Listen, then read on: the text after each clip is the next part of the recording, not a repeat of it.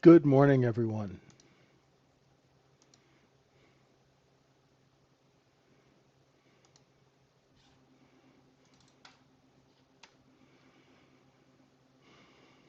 How's everybody doing?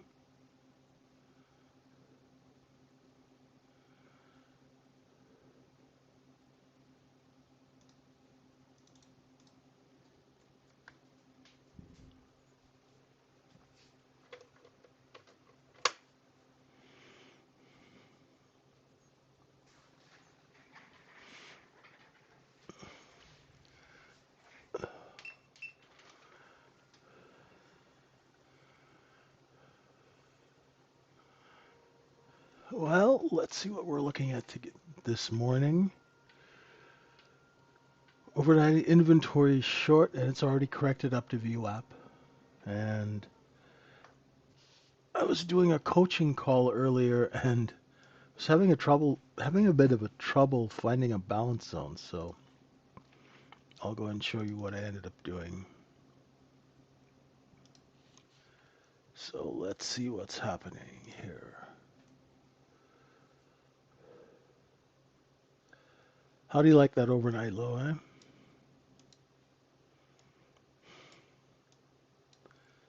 73.91 is turning out to be a good level for us, you know? Yesterday for the bigger traders to look below and fail. This morning you would buy 92, stop at 91. You know, get a nice 10-point trade, you know? You'd have to wait through about half an hour of chop before it moved that 10 points, but you know, a lot of people think that these cost basis zones are random, but they're not. They work really, really well, you know. What was our low tonight? 73.91 half. My level's 91 and a quarter. So on a day like this or a night like this, if you can get the bottom by one tick and then you have a way to trade it, you know, you're in business, right? And for those of you who don't take that trade, that's okay. If you know that that 91 holds, then you can go long using your balance zones off of it. So speaking of balance, I'm kind of seeing sellers here, you know, that 74.50, 52 level, and they seem to kind of peter out here at 70. Let's see if that works today. This is just an experimental balance that I'm doing here. You know, because what I'm looking for is I'm looking for the market to go up. Remember how markets go up and then they go sideways? And that sideways motion will either bring in buying, or if we can't start taking out these areas, you'll get liquidation down again, right? Does that make sense? You guys get that? And everything is focused around being really picky about where we do business on the chart. Okay? And, you know, I was on my coaching call this morning and, you know, the student was, you know, yesterday I missed some good trades in Globex. Let's see what we can do today. And when I was on the call with her, it was slow. And as soon as I got off the call with her, the damn market moved. And this is something that is really, really frustrating for people. You know, waiting for that move, and then when, you know, you wait, then the move happens and you miss it, right? Which is one of the most frustrating things in the world. But that's the nature of this market. You know, it's really, really, this is a market that's going to test our will, right? It's really going to test our will. It's not an easy market today. Yesterday we had great opportunity. We had that nice big balance zone and the look above and fail, the look below and fail. It was working really nice. Today you can see business is a little slower, right? Smaller range. And it's an inside session. So we haven't taken out the high or the low of the previous day. So it's pretty much business as usual. Okay? Pretty much the same business going on. Let's go take a look. So the overnight POC was at 74.05. It is now since moved up to 13 and 3/4. Okay?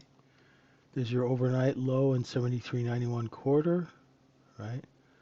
So, sorry, where was yesterday's point of control? Oh, it was up here because they had that big news spike, didn't they, at the end of the day? In M period? Right. Now, for market pro, excuse me, for market profile traders, right? And things that I want to alert you guys to are the details, right? Now, most of the market profile teachers, they talk about all these esoteric things, but I want you to look at the practical aspects of market profile, all right? For those who pay attention. Do you see how this is the last half hour period of yesterday, okay? M period opened here and it got down here. And then you had a news spike, right? Big news, big news spike, right? Notice where the overnight low is. It came down, and the people who are short, they came barreling in to buy. And then you notice that the J inventory correction that just happened can't get down here. Do you guys understand what that means for you as a retail trader? What you want to look at is the previous session and see where you think people got caught, short or long. Because those are places that are going to give you clues whether your look below and fail is going to work, right? It also helps if you have a level there that has been tested, right? So M period did not take out 91 quarter, and neither did the overnight low. We stopped short by a tick, right? So all the traders who are short down here at the end of the day, they got all the cheap stuff in the middle of the night because what? It's 2 o'clock in the morning in New York or 1:30 in the morning in New York when that happened. So they got all the cheap supply, and now supply is 13 points, 20 points higher, right? So that is something that we're going to be looking at today in RTH. We're going to see that overnight low, see if it gets tested. Yesterday's low did what? The look below and fail of the overnight low, right? So once again, we do have a lot of shorts that are trapped here under 91, and that's where the bid is currently. Okay? If you know where the bid is, you can work off of it, because if you understand where the bid is in a market, that's where you short down to C, right?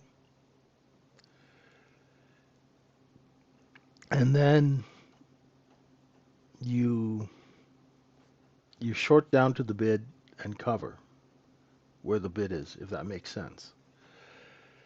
Did you see the queue for $335? Yeah, the swatch thing? Yeah, man. I was wondering why people were lining up outside the Swatch store, right? And that's the thing. Markets now they're selling that watch for $300, and people are reselling it on eBay for $6,000. Go figure. And it's a pocket watch. It's a plastic watch that's selling for 5-6 grand on eBay now. Unbelievable. So let's go and see. Supply and demand, right? It's funny, I get a lot of people, they'll go, "Oh, JJ, you're a supply and demand trader." I'm like, what other kind is there? You're not? We are all supply and demand traders, right? Whether you want to be one or not, that's just the way it is, right? Let's see here. Now we're in distribution, right? Remember the POC was down here. We're selling stuff up here. This is the cost basis for the overnight. It's 99 quarter to 6. And 2 times profit is up to 74.21, but we've got sellers here. Now, what I'm thinking, we should have a game. Where's the seller, right? Like, where's Waldo? Sellers are right there, right? So say you want to build a short position, right? You think overnight inventory is going to take a little bit of a move down. And you're shorting 12 and a half, you're shorting 13. You've got some offers up. You're shorting 13, 12 and 3/4, 13 and a quarter, right? You've got your orders out. Say you're short 2 at 12 and 3/4 right now. Well, where's your stop, right? Your warning level is going to be here, right? Your warning level is going to be what, 14 and a quarter? So say you're short here, right? This is your warning level, and I would use 14 and a half, 15 as my stop. Does everybody understand what I'm saying? Because you have a seller here.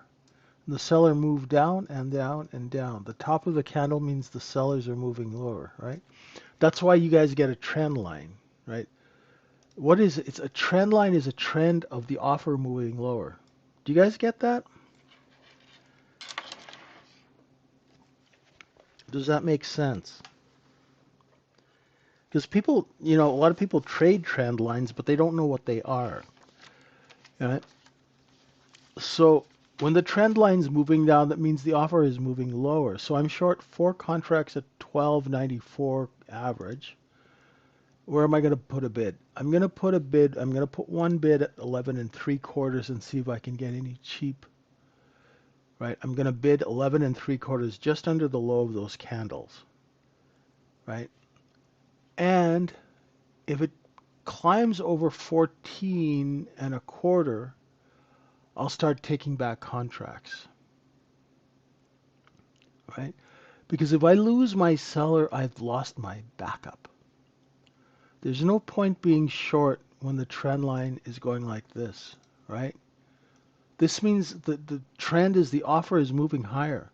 This means the trend is the offer is moving lower, and this is what you want when you're shorting. This is not what you want when you're shorting, right? If trades don't make sense, it's very hard to manage your business when something doesn't make sense, right? Very hard. You can see that the seller now has moved down to 14. So you have a frame of reference. London's going to open here in 8 seconds.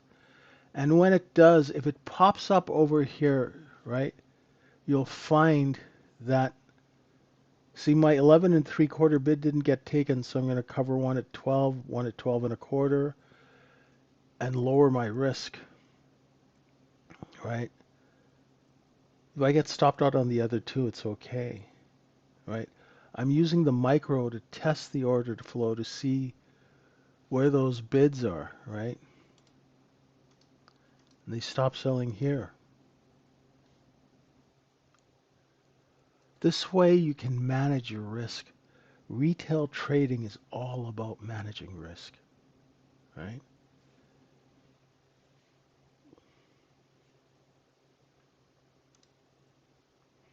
It's all about managing risk, friends, right? See, look how the offer hasn't moved. The bid drops, but the offer isn't dropping yet. We need those sellers to compete in order for us to cover and make money. That's why when you're short, you should have your buy orders in. When my 74.11 3/4 bid did not get hit, I immediately bought 2 contracts at 12 and 12 and a quarter to cut my risk. Now, it's not the greatest trade in the world, but I'm testing the order flow to see whether or not, I can get a fill. If you can't get a fill, what's the point of doing business? It might look great on a chart, but in real life, if you can't get a fill, what are you going to do, right? Are you guys with me? There has to be a practical aspect of this, friends, right? Trading has to be practical. If it's not practical, there's no sense in you doing it. It's great to have all these pie in the sky ideas, but this is why a lot of people look at a chart and they're like, "Oh, this is great. This, I'm just going to buy this, I'm going to sell this." When you get in there, it all goes sideways, right? Sound familiar? I mean, it's happened to me. I'm sure it happens to you because I get the email, I get the messages from you guys, right? Hey, Juan, how are you? Hola, right? There. Had I been a bit more patient, I might have gotten that 11 3/4 fill, but you see how hard it is to get it to go lower than 12? Do you guys see that? Are you watching the candles? Exactly, Moran, exactly. And trading that barcode is very, very difficult because your trade location has to be perfect.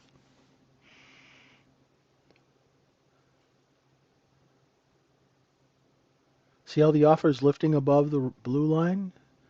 Now they're starting to compete. It took 4 minutes, 4 minutes for that push down.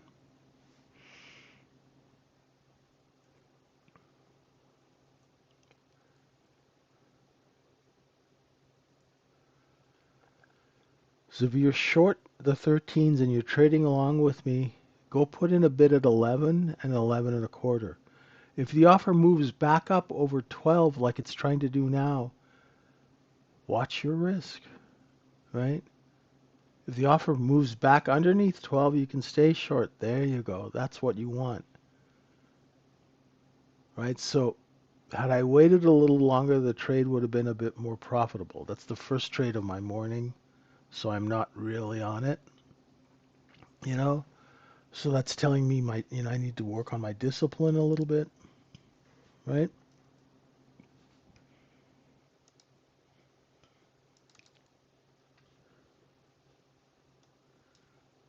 See how the offer's lifting above the blue line, right? This is the bid. This is the offer. The offer moved from here to here to here to here to here. And that's what you need when you're shorting. Now, all the people who bought this looking for this are trapped and they're selling out. But there's a little cluster of volume here. So if we get a big liquidation, we'll probably kind of do a bit of a pit stop here, right?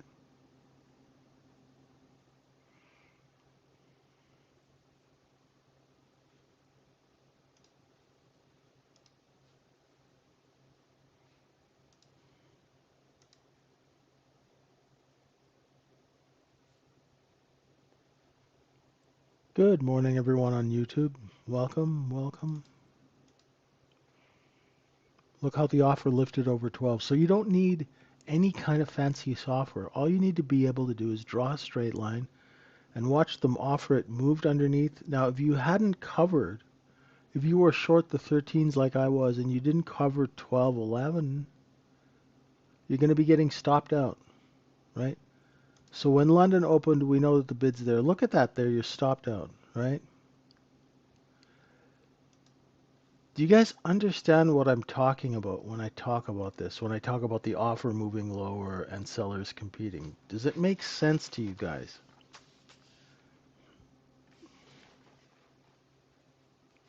Folks in my room, does it make sense? This is the simplest way to trade, right?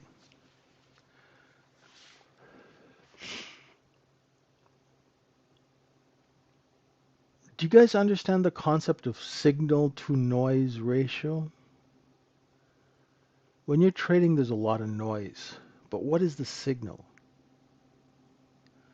The signal is the offer. Don't worry about the buying. We'll take care of that. But if you see that the sellers are raising price, see? See how they're raising price? There's no point being short at 13 and adding to it at 15 and adding to it at 18, right? Now the trend has gone from down to up because we found the bid here at 11. Position, position, flush down to position, lift the offer. That's business, right? This is how business works. Very simple. Now, you don't need any kind of special software. You don't need to look at your DOM. You don't need to look at footprint charts. You don't need any of that nonsense. This way, it enables everyone, right? The 1 minute chart democratizes trading because everyone has access to a 1 minute chart. And when you see the offer moving up, what does it mean? What is the business implication of an offer moving up? It means that the sellers, the wholesale sellers, the people who sell size, the people who buy and sell from you and to you, they have seen buyers and they're raising prices. So what is the point of shorting a market when the sellers are raising price? There is none. So if I had been short and I didn't cover and it took out the 13s, would I still be short? Dear God, no. Why? Because it doesn't make business sense to be short when prices are going higher. And that's where retail traders really get lost because they short an uptrend and they keep adding to it and they keep getting stopped out, right? There you go, Miranda. You see the offer lift is at the top of that mini cost basis. Exactly. 2 hints. The more hints, the better, right? Beautiful. And those are the little details that make all the difference. You don't need any special software. You don't need to look at order books. You don't need to look at footprints. You don't need to look at book maps and bookworms and nose prints and all this nonsense that they've tried to sell people. There was no such thing as a footprint chart 20 years ago. There was no such thing. You know, they had level 2, but I've been manipulating order books and DOMs for 34 years. So I came into a stock and I had the supply. Look at that, right? You guys wouldn't know whether I was selling, I was buying. You wouldn't know. You know, if I was buying, I would make it look like I was selling. If I was selling, I would make it look like I was buying. This way, I always keep you guessing, you know? Now we're going into 4 times cost basis. Simple, right? The position is here. We've got people short underneath VWAP, right?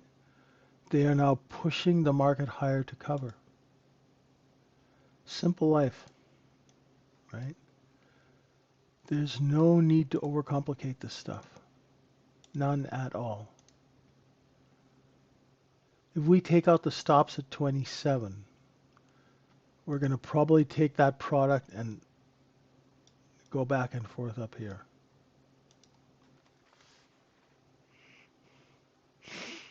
Exactly.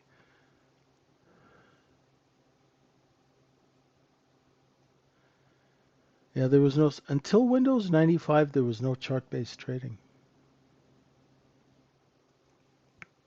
You know,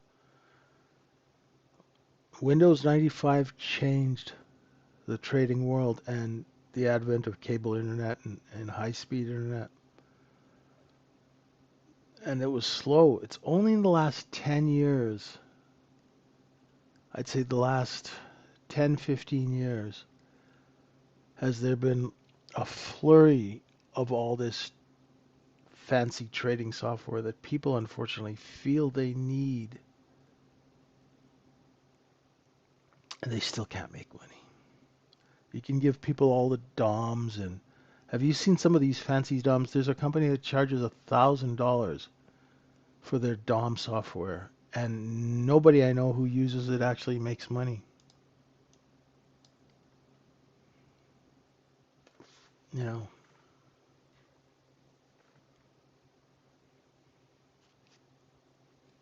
waste of money.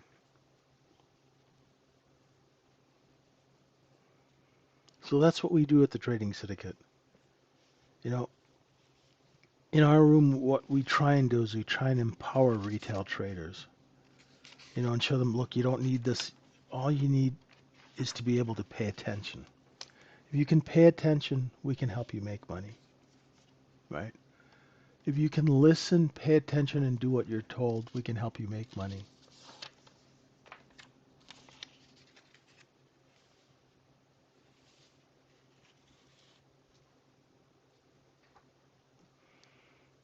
Now let's see if we do.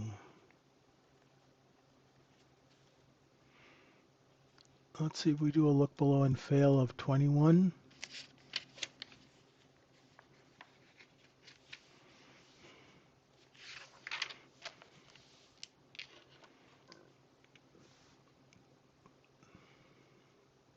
There's the look below. This is a backfill. So say you're short the L high, or you're short 24.25, you're using 26.27 as a stop. Where are you looking for bids? You're looking for bids right here around VWAP. Okay?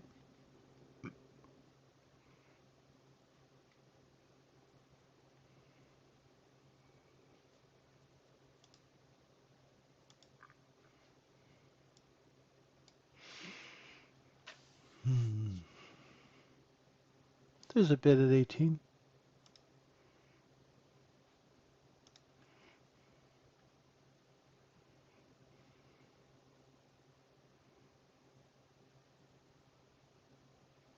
So you should have covered 18. I'm long 18. I'm out at 20. Real quick. Just a couple of points. I'm just trying to get my trading chops back. And after being sick the whole month of April, oof.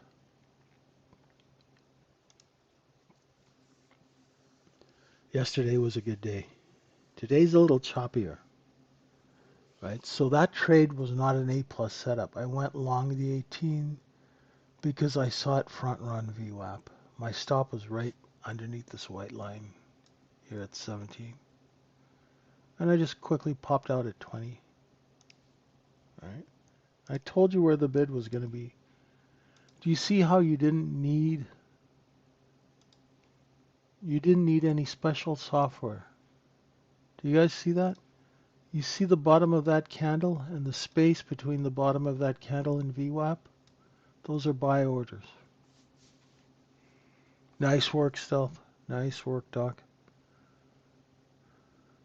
So if we get above 21, there's going to be a seller here and a seller here. Okay?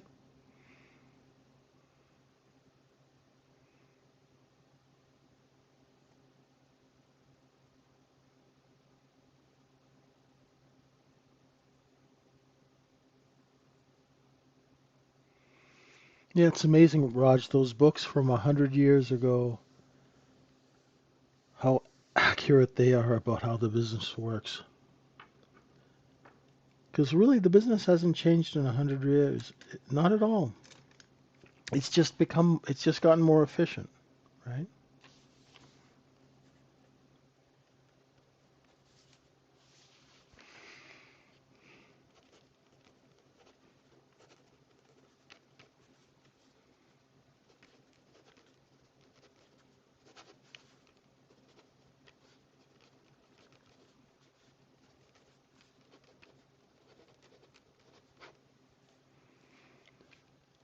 Any questions?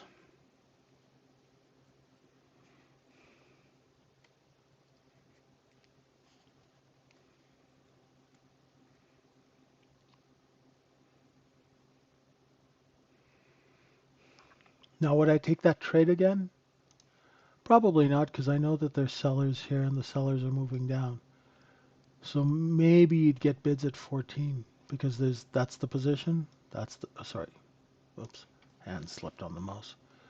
So position, big positions down here under 6. Nice, Moran. Nice, nice, nice. See? Now, Moran, remember, I'm not going to pick on you, but I'm going to use you as an example. Remember a couple of years ago, you told me, JJ, this doesn't work. Nothing works. Remember that? Remember when we had that conversation? You'd be like, nothing works. Nothing works. Do you remember? Now do you see? It took some time, but now do you see? Right? Now you're probably one of the better traders in the room.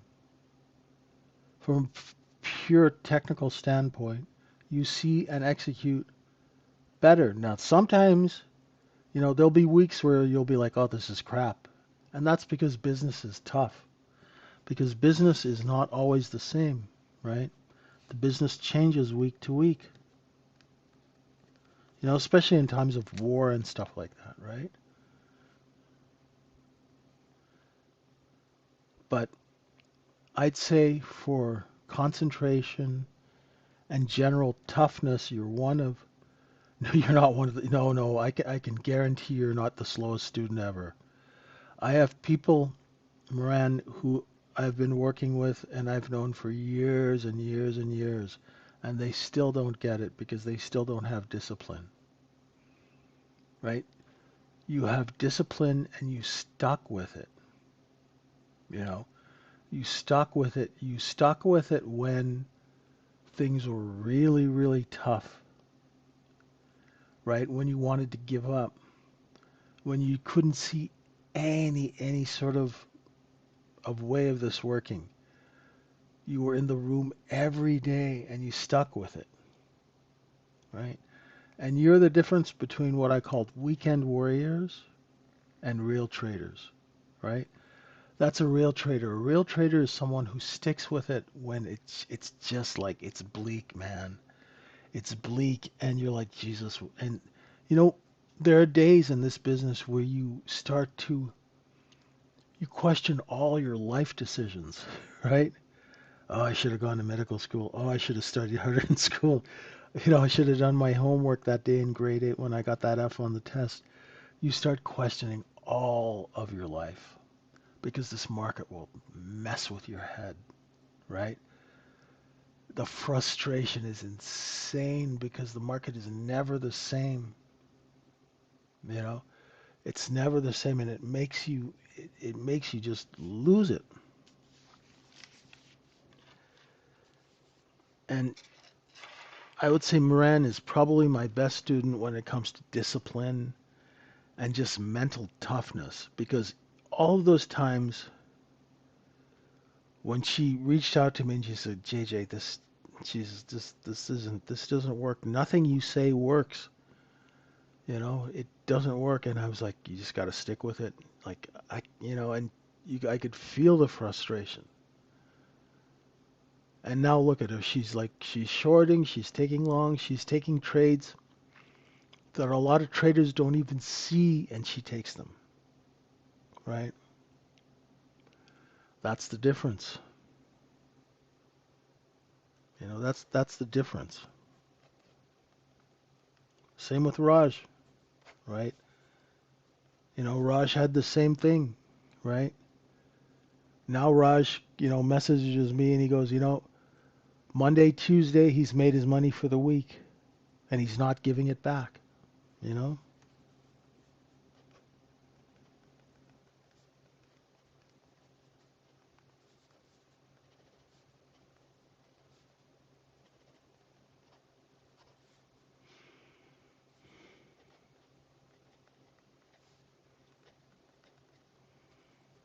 And some weeks business is going to be crap.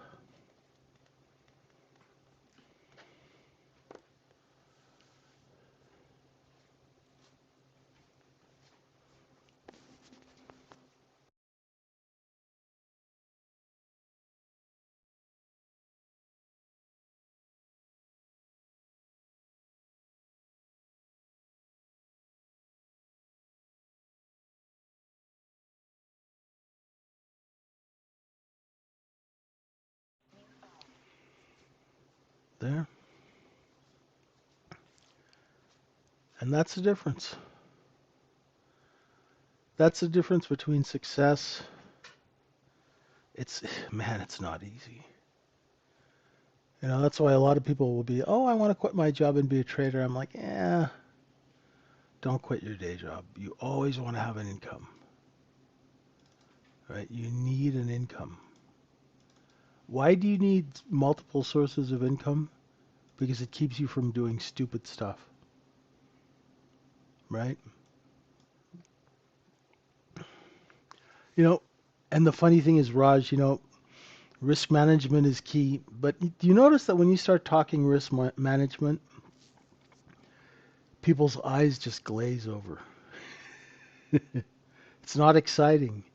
Risk management's not exciting until you've blown up accounts. Then you're like, oh, how do I not do this, right?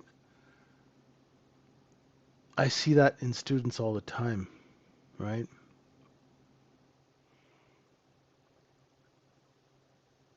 So a part of what we're trying to do in this trading room is we're trying, you know how we say be patient, risk management is key, cash is a position. None of that stuff sticks with normal people. You know what I mean, Raj? None of like it sticks with you now because you've been doing this now. You've been with me since the beginning of the room for like 6 years, right? Right? And learning when to be picky, you always have to be picky about where we do business on the chart. Always. Like right now, there's no trade here. Do you see how small the candles are? The sellers are here. They kind of stop selling here. There is no business reason to take a trade. You know the sellers are here and here. So right now is a good time to take a break, right? So if we can train you to look at a chart and not look at patterns, right? Candle patterns and cups and handles and flying pigs and teacups and saucers and all this stuff.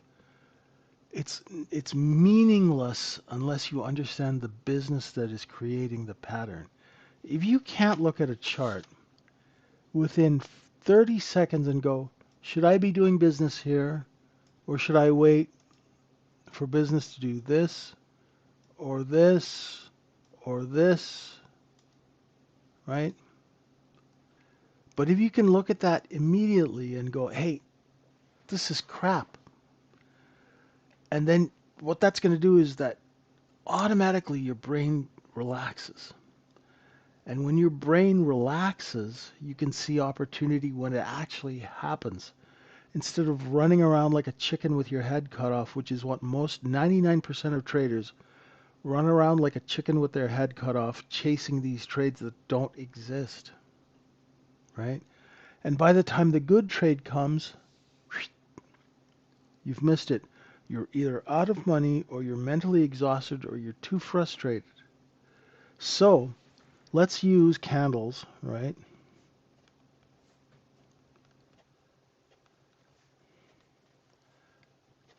to help us with practical trading psychology, right?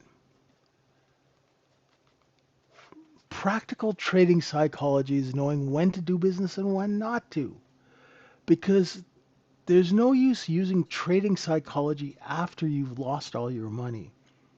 It's useless as tits on a bull, right? Why not use trading psychology in a practical way, using it with the business so you don't lose money, so when your opportunity comes, you can take advantage of it. Does this resonate with you guys? I'm trying to figure out how to crawl into your brain as retail traders and make some light bulbs go off, right? So let's use a little bit of psychology and a little bit of the business and combine it. So when you see stuff like this, you relax. And when you relax, you don't lose money. And when you don't lose money, you don't get frustrated. And when you don't get frustrated, you don't revenge trade and FOMO trade, all these stupid things that we've come up with, which just means I don't have any discipline and I don't know what I'm doing, right? T- Tilt is one of the weirdest things I've ever seen. I've seen people do, oh, I've lost 40 grand, let's just blow up the account. What? It makes no sense, right? So let's use psychology to know when to do business, to keep ourselves calm until it's time to do proper business, right? Be picky about where you do business. You see these tiny candles, it means business is slow. So if business is slow, there's less opportunity for you, right? And this way you can manage yourself. You know, when you work at a firm, you have people who manage you. Here in retail trading, you have to manage yourself.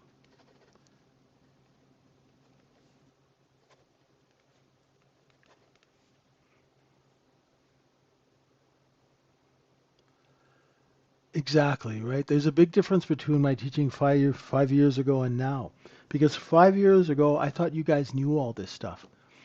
So I didn't know how to communicate it. I didn't know how to properly communicate the 25 years I had in my head and what I'd been taught because I grew up in the brokerage industry from when I was a young adult. So it took me years to figure out how to communicate it properly so people could understand, right?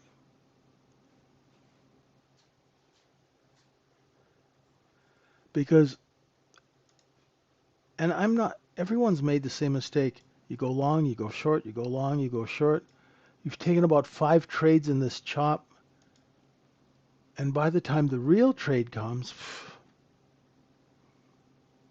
you're so frustrated that the real trade comes, the one that you really want, and then you're so frustrated you miss it, right? Or you're out of money, or both. So this way we can use a simple candle chart to tell us when to do business and when not to,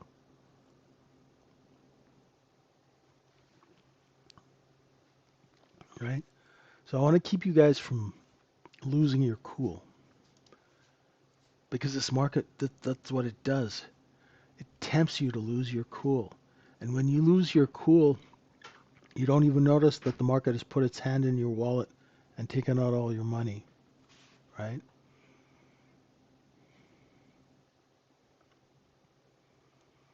You know, it's like the mustard trig in the subway. You're in the subway, someone puts mustard on top of your head.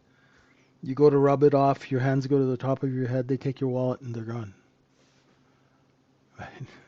So here you can just relax, right? If you're relaxed, they can't take your money. But if you're all tense and you're just, you're pushing for that trade, it's a lot easier to take advantage of you, right? Okay, that's it for me this morning.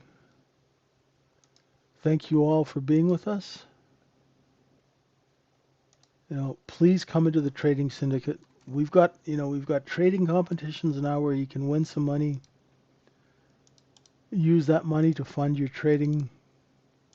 Use that money to fund your prop accounts, right?